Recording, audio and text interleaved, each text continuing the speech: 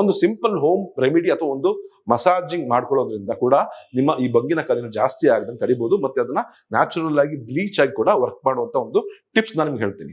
ಏನಂತ ಹೇಳಿದ್ರೆ ಅದಕ್ಕೆ ಬೇಕಾಗಿರೋ ಇಂಗ್ರೀಡಿಯೆಂಟ್ಸ್ 3. ಒಂದು ಅಲೋವೆರಾ, ನಿಮ್ ಲೋಳೆ ರಸ ಏನಿರುತ್ತಲ್ಲ ಅದು ಜೆಲ್ ತಗೊಳ್ಳಿ, ಒಂದು ಬಟ್ಲನಷ್ಟು, ಜೊತೆಗೆ ಒಂದು 2 ಸ್ಪೂನ್ನಷ್ಟು ವರ್ಜಿನ್ ಕೊಕೊನಟ್ ಆಯಿಲ್, ತೆಂಗಿನ ಎಣ್ಣೆ, ವರ್ಜಿನ್ ತೆಂಗಿನ ಎಣ್ಣೆ ಬರುತ್ತಲ್ಲ ಅದನ್ನ ಒಂದು 2 ಸ್ಪೂನ್ನಷ್ಟು ತಗೊಳ್ಳಿ.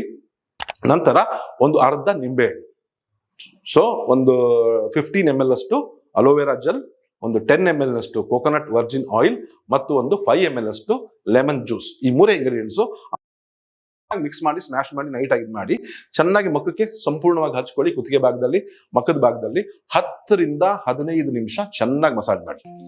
ದುಡ್ಡು ಖರ್ಚಿಲ್ಲ, ನಿಮಗೆ ಯಾವ ಸೈಡ್ ಎಫೆಕ್ಟ್ಸು ಇಲ್ಲ, ಯಾವ ತೊಂದರೆಗಳು ಇಲ್ಲ. ಆದ್ರೆ 1 ತಿಂಗಳು ಮಾಡಿ ನೋಡಿ, ನಿಮ್ಮ ಚರ್ಮ ನ್ಯಾಚುರಲ್ ಆಗಿ ಬ್ಲೀಚ್ ಆಗುತ್ತೆ, ನಿಮ್ಮ ಚರ್ಮ ಕಾಂತಿಯುತವಾಗುತ್ತೆ ಮತ್ತು ನಿಮ್ಮ ಬಂಗಿನ ಕಲೆಯಿಂದ ಕೂಡ ಅವಾಯ್ಡ್ ಮಾಡ್ಕೋಬಹುದು.